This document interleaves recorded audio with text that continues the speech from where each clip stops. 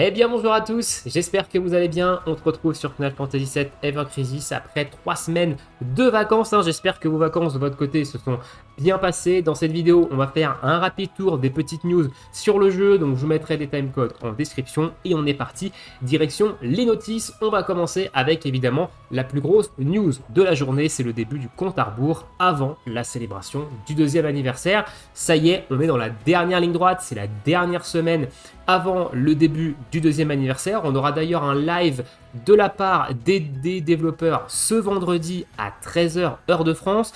Je vous mets dans la description le lien de là où se passera le live, si YouTube veut bien que je mette des liens dans ma description, parce que la dernière fois que j'ai essayé de mettre un lien Discord, il m'a dit non. Donc s'il y a un lien, tant mieux. S'il n'y a pas de lien, c'est que YouTube n'a pas voulu que je mette de lien dans ma description. Je sais pas, il me demande de vérifier des trucs, j'en sais rien. Il faudra que je me penche dessus un petit peu plus en détail. Et du coup, ce matin, on a eu le début de la célébration du compte à rebours. Alors déjà, cette image-là, elle peut tout et absolument rien dire. On a ici un arrière-fond avec des nuages, avec de la lumière. Et c'est vrai que la première théorie qu'on a par rapport à cette image, c'est on va encore se taper du Bahamut. Et j'espère vraiment que le thème du 2e anniversaire n'est pas du tout Bahamut. Voilà, j'aimerais vraiment qu'on ait un autre thème, quelque chose de plus original et qu'on n'ait pas juste la suite de la story du 1er anniversaire. Voilà. Mais encore une fois, cette image peut tout et rien dire. Ça peut peut-être être juste une image comme ça random et le fond n'a absolument rien à voir avec le thème. Donc je préfère pas mettre de théorie foireuse sur la table pour l'instant. On verra dans la semaine, on aura peut-être des informations avant le live de vendredi. Je vous ferai une vidéo vendredi pour récapituler un petit peu ce qui a été dit lors du live. Donc on verra à ce moment-là. Ne faisons pas de conclusions trop hâtives. On aura peut-être également des vidéos avec quelques petites présentations juste avant le live. Ce matin par exemple, on a eu une vidéo sur Twitter qui a récapitulé ce qui était sorti lors du 1er anniversaire, donc les costumes à thème de Bahamut, les événements, notamment l'événement aussi d'Halloween, et Engie, qui était le nouveau perso en octobre. Il compte ça dans la célébration du 1er anniversaire, voilà, apparemment. Donc peut-être que ça donne un petit peu une directive, peut-être qu'on aura du coup un nouveau perso cette année en octobre également, mais on verra évidemment tout ça, on aura plus d'infos dans la semaine. Au niveau de cette campagne, du coup, du compte à rebours, parce que c'est ce qui est sorti en jeu ce matin, et c'est ce qui nous intéresse ici. Donc on a des invocations gratuites, donc des multis gratuites pendant 6 jours, donc jusqu'au début de la célébration, qui vont venir s'ajouter aux multis gratuites qu'on a encore avec le crossover Dragon Quest. Donc on a quand même 3 multis gratuites par jour. Je dis 3 parce que je compte évidemment celle mobile. Je vous rappelle que sur mobile, il y a une multi gratuite avec une pub tous les jours. Voilà, donc je compte celle-ci, on a celle-là du coup qui est arrivée ce matin, et on a encore les multi gratuites Dragon Quest. Donc ça fait quand même pas mal de multi gratuites, et ça fait de quoi récupérer quelques petits 5 étoiles avant le début du 2e anniversaire, où on aura sûrement des multi gratuites lors du 2e anniversaire également. On a aussi des missions qui vont nous permettre de récupérer des Lottery Box 2e anniversaire compte à rebours, et elles sont pas incroyables. Ces Lottery Box, malheureusement, on est assez déçus globalement dans la communauté de ce que donnent ces Lottery Box. On va aller voir ça juste après ce qu'elles donnent, mais c'est pas fou. Ils auraient pu faire un effort, et si on compare d'ailleurs aux box du compte à rebours du 1er anniversaire, elles sont moins intéressantes. Donc on a un petit peu régressé par rapport à la campagne de compte à rebours du 1er anniversaire où les Lottery Box étaient un petit peu plus intéressantes et notamment elles avaient des cristaux. Celles-ci n'en ont pas du tout, donc ça c'est un petit peu dommage. On est quand même sur un mois d'août qui est assez pauvre en cristaux, il n'est pas foufou dingue, donc il fallait vraiment se serrer un petit peu la ceinture pour avoir, pour garder quelques cristaux pour l'anniversaire. Donc ça c'est un petit peu dommage, mais on a quand même quelques box à se mettre sous la dent et notamment des missions à faire où on ira voir ça juste après. Une petite campagne de boost notamment sur les items les quêtes de synthétisation et les items pour améliorer les armes. Donc ça marche également sur les premium quests je crois. Donc on a 100% de reward supplémentaire, donc on a reward doublé. C'est plutôt cool honnêtement, de quoi se faire un petit stock de matériaux pour améliorer les armes qu'on va pull aux 2 ans. Et ensuite on a un login bonus, pareil, qui va nous donner ces fameuses Lottery Box. On voit ici un petit peu le contenu de ces Lottery Box. C'est des Mithril Or, des Mithril Lingots, et des tickets d'invocation. Pas de cristaux et c'est ça qui est très dommage. Donc au niveau des missions, ce qui nous est demandé c'est assez simple, dépenser de la stamina, faire des combats dans l'événement Weapon Enchantment Rally Event et dépenser de la stamina en coop, faire une quête premium, récolter des expéditions Chocobo et récolter des expéditions de haut vent, ainsi que voilà, dépenser de la stamina. Au niveau des box, ce que je vous ai dit, c'est soit 3 mithril lingots, soit 15 mithril or, soit un ticket 5 étoiles garanti, soit 5 tickets 4 étoiles et plus, soit une multi classique. Donc en soi, il y a moyen quand même de se faire quelques tickets d'invoque, surtout qu'il y a eu des armes qui ont été récemment ajoutées au pool qui sont plutôt sympas, et il y en a également qui vont arriver avec le second anniversaire, notamment les armes de l'été, hein, qui sont également des armes plutôt cool. Donc il y a quand même moyen d'avoir un petit stock de tickets pour les nouvelles armes. Les Mitrinigo, c'est plutôt cool parce que ça permet de passer des armes niveau 120 et du coup, on peut également les échanger contre des mitrils raffinés pour les passer niveau 130. Donc, ça reste quand même des matériaux plutôt intéressants. Malheureusement, par rapport aux box, comme j'ai dit, du compte à rebours du premier anniversaire où il y avait des cristaux dedans, ici, il n'y en a pas et c'est un petit peu ce qu'on veut en top list hein, avant le deuxième anniversaire. C'est des cristaux. Et là, il n'y en a pas non plus énormément, hein, donc c'est vraiment un petit peu dommage. Au niveau du login bonus, qui est celui-ci, on va avoir 6 box. Voilà, donc les box, c'est exactement les mêmes. Donc on a de quoi faire hein, un petit peu au niveau des box, mais malheureusement, elles sont pas fifolles. Hein, c'est un peu le regret. Sur ce compte à rebours du deuxième anniversaire, on a également un portail. Je vous déconseille très fortement de pool dessus. Alors après, vous faites bien ce que vous voulez de vos cristaux, mais comme j'ai dit, il y a le deuxième anniversaire à la fin de la semaine, donc ça sert à rien de balancer des cristaux maintenant. Même si le portail, il est quand même plutôt alléchant parce que on a ici des Makogem, des 11 millions de téléchargements, donc ça peut être plutôt intéressant hein, ça pour certains joueurs parce que les Makogem des 11 millions de DL, je rappelle que ça sert à échanger dans ce Makogem Exchange ici et ça permet de récupérer l'une de ces 5 armes ultimes. Hein. On a notamment l'arme de Matt, on a l'arme de Sephiroth, l'arme de Iris, l'arme de Yuffie et l'arme de Ketsi, donc qui sont pas des armes non plus dégueulasses, hein, notamment celle de Matt, c'est la plus récente, elle est plutôt intéressante en termes d'armes ultimes de support, donc c'est vrai que le portail, il est quand même plutôt alléchant, notamment avec ces Makogem hein, des 11 millions de téléchargements. En plus de ça, vous avez un 5 étoiles ou plus garanti tous les 2 stamps, avec notamment un 5 étoiles sur le premier stamp. Donc évidemment, ça donne envie, parce qu'il y a plein de 5 étoiles ici qui peuvent tomber, et notamment pas mal de wishlist hein, qui peuvent tomber. Donc forcément, c'est tentant. Mais comme j'ai dit, je vous déconseille de pool dessus, hein, évidemment, parce que ça coûte des cristaux, et on va en avoir besoin à la fin de la semaine pour invoquer sur les nouvelles bannières des 2 ans, qui seront très certainement des armes bien pétées. Hein. Donc voilà, après, vous faites encore une fois ce que vous voulez de vos cristaux. Hein. Ici, c'est pas mon compte, c'est le vôtre.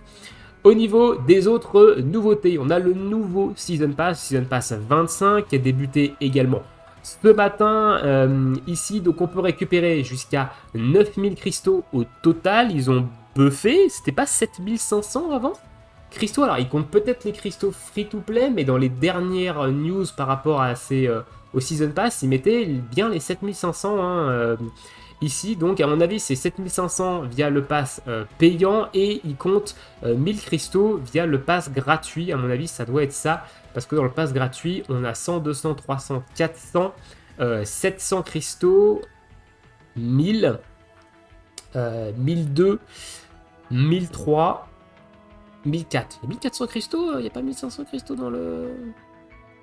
Si, attendez, il y a 1500 cristaux, non? Bref, voilà. Il doit y avoir ça. Bon, bref, on peut avoir 9000 cristaux si vous achetez le pass. C'est ce qu'il faut savoir en premier lieu. Si vous l'achetez sur Steam, il est beaucoup moins cher hein, que sur Apple et sur Android. Donc, si vous devez dépenser de l'argent, attention néanmoins, on est dans un gacha encore une fois, attention à votre argent dans les gachas. Mais si vous voulez vous mettre un petit peu d'argent, faites-le plutôt sur la version Steam que sur les versions Android. Vous allez économiser quelques euros hein, et c'est pas négligeable. Voilà au niveau des petites news, hein. Globalement on a fait le tour. Donc la semaine dernière on avait également un nouvel événement qui est sorti. Alors c'est pareil, cet événement ne donne pas de cristaux, le Weapon Enchantment Rally Event, hein, il ne donne absolument pas de cristaux, donc c'est un petit peu dommage. Il donne quand même pas mal d'Astro Wind et notamment beaucoup de matériaux pour améliorer les armes, hein, ici avec les Golden Rally Medal qui nous permettent de récupérer quand même quelques tickets d'invocation, des Brand 4, 5 et 3 étoiles, et dans les Silver on a quand même également pas mal de matériaux pour améliorer les armes, et notamment on avait quand même 40 mithril raffinés, 60 mithril hein, 400 mithril or, donc il y avait quand même de quoi faire.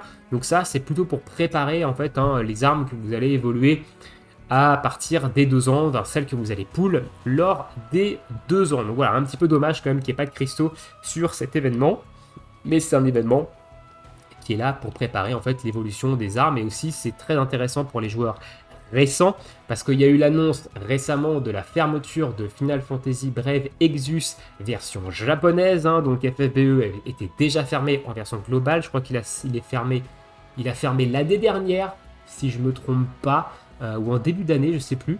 Et du coup, ils ont annoncé là la fermeture définitive de la version Jap, donc la fermeture définitive du jeu complet, hein. Et du coup, eh ben, ils l'ont annoncé ça avant les 2 ans de Final Fantasy VII Ever Crisis, donc il y a peut-être des joueurs qui ont migré du coup sur Final Fantasy VII Ever Crisis, et potentiellement cet événement est intéressant pour les nouveaux joueurs afin de pouvoir monter assez rapidement un petit lot d'armes niveau 110, 120, voire même 130, donc c'est quand même plutôt cool également comme événement, malgré le fait évidemment qu'il n'y ait pas de cristaux, hein, dedans. Voilà un petit peu au niveau des dernières news à ce niveau-là. Ensuite, au niveau des bannières, on a eu une bannière LB pour Raid 13, hein, lors de la Guild Battle, hein. Ici, c'est une limit rate, la limit rate de Raid 13. J'ai pull dessus, voilà, pendant mes vacances, hein, j'ai dépensé, je crois, 24 ou 20. Je sais plus combien j'ai dépensé de cristaux. J'ai dépensé 27k cristaux, je crois, dessus. J'ai OB6, l'arme plus costume. Je suis allé jusqu'au Storm 6, pardon, de la deuxième page. Donc, j'ai une arme OB6 plus le costume qui est plutôt sympa et je trouve plutôt joli et qui est plutôt intéressant également pour être 13. On a notamment le Reprieve, hein, ici, qui peut être très fort dans certaines stratégies.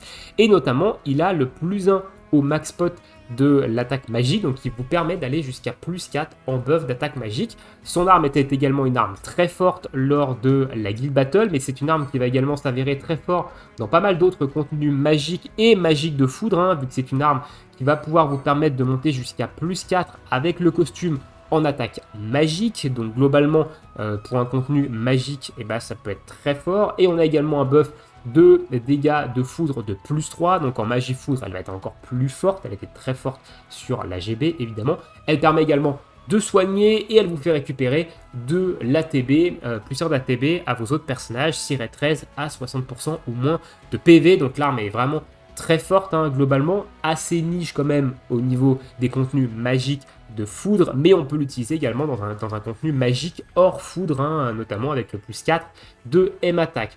On a ici du M-Attack haut, on a du buff debuff extension, donc au niveau des subs, l'arme est également très forte, et au niveau des slots, elle est très intéressante parce qu'il gagne également un Izuna Hall, un slot qui était très fort, qui est arrivé avec le Bahamut Road de Iris lors du premier anniversaire, et il a fallu attendre très longtemps avant qu'une autre arme sur un autre perso et ce slot d'Izuna Hall, hein, qui est très intéressant. La LB de Matt là, la LB de Raid 13 du coup là, donc tous les healers, Iris, Matt et Raid 13 ont une arme qui leur permet d'avoir le Izuna Hall, donc ça c'est très bon. On a de la M-Attack ici boost et on a surtout un heal boost, hein, ici si vous mettez une Cura dans ce slot là, elle fait 20% de healing pot en plus, donc c'est une très bonne arme de manière globale. Qui va servir dans d'autres contenus de manière un petit peu plus globale. Donc ça, c'est une chose, voilà, j'ai trouvé la bannière plutôt intéressante, et de mon côté, j'ai invoqué. J'ai pas eu l'arme de Lucia, hein, j'ai pas eu l'arme ultime de Lucia, mais c'est pas vraiment très grave. On a également des bannières Reawakening ici, hein, qui sont revenues, notamment celle-ci qui est une bannière incroyable au niveau des limit break. Malheureusement, le timing est désastreux de nous sortir ça à quelques jours de l'anniversaire, mais la bannière, elle est incroyable. Si elle était sortie beaucoup plus tôt, je pense que certains joueurs auraient sûrement craqué parce que la bannière est vraiment très forte. Hein. Vous avez l'option, vous avez les gantaires de Tifa qui sont très bons, les gantaires du demi-anniversaire, l'arme de Angel du demi-anniversaire qui est également une très bonne arme, qu'on a utilisé peu, mais globalement qui est une très bonne arme. Et on a également les Bahamut Fang et les Bahamut Road qui sont les armes du premier anniversaire, et notamment le Bahamut Road qui est une arme extrêmement puissante sur Iris qui est encore très forte, et les Bahamut Fang de Tifa qui est une arme qui est un peu moins utilisée, même beaucoup moins utilisée depuis l'arrivée de ces gants du nouvel an, donc avec les Exploit Weakness, mais qui reste quand même une arme très forte due à ses air habilités, hein, aussi de M-Attack et de Magical Potency. Donc c'est une bannière qui est vraiment incroyable hein, ici avec ces 4 armes, mais malheureusement le timing est pas fou, mais elle est là évidemment hein, pour vous faire craquer. Hein. Elle est là pour vous faire craquer vos cristaux, et à côté on a une autre bannière qui elle est un petit peu moins intéressante, même si elle reste très bonne également hein, ici, parce que on a quand même les autres armes. Donc on a quand même l'arme de Vincent qui est une arme extrêmement puissante, l'arme du demi-anniversaire, l'arme de Sephiroth qui est également très bonne, son arme du demi-anniversaire de cette année, et on a les deux autres armes, donc la Bahamut Greatsword et la Bahamut Cutter qui sont les armes du premier anniversaire de Cloud et de Yuffie. Celle de Yuffie est un petit peu plus intéressante globalement sur le long terme, celle de Cloud a été forte dans les premiers mois où elle est sortie, elle a facilité pas mal de contenu. Aujourd'hui c'est surtout une arme qu'on va utiliser en sub, globalement on l'utilise quasiment plus en arme principale, mais ça reste quand même une arme plutôt correcte, même si c'est peut-être la moins intéressante actuellement des 4 de l'anniversaire. Ça en laisse quand même une arme qui est plutôt forte. Donc ici on a évidemment deux grosses bannières hein, qui nous ont sorti à quelques jours de l'anniversaire. Ne craquez surtout pas, hein. Gardez vos petits cristaux. Moi j'ai plus grand chose, j'ai que 82 400 cristaux, j'aurai un petit peu plus d'ici la fin de la semaine, mais j'espère qu'ils vont être généreux à l'anniversaire, hein, parce que là, ce mois d'août là, ils ont été quand même un petit peu radins, hein, il faut le dire, hein, on va pas se mytho, ça n'a pas été non plus incroyable niveau cristaux, au prorata du nombre de bannières intéressantes qu'ils ont sorties. Voilà au niveau des petites news rapides de ce que je voulais vous dire sur le jeu. Dites-moi ce que vous pensez de tout ça dans l'espace commentaire. Est-ce que vous avez hâte d'être au moins à vendredi pour le live et du coup à la célébration du 2e anniversaire? Nous on se retrouve au plus tard vendredi pour la vidéo récap du live hein, et on se retrouvera après lundi de la semaine prochaine pour la vidéo de news du 2e anniversaire, parce que dimanche, je ne pourrai pas faire de vidéo dimanche malheureusement, donc ça sera lundi la vidéo des news sur le 2e anniversaire, mais on aura déjà dégrossi quand même pas mal de choses vendredi avec la vidéo récap. Je vous laisse ici, je vous souhaite une très bonne journée, une très bonne soirée, bon jeu et à bientôt, ciao ciao.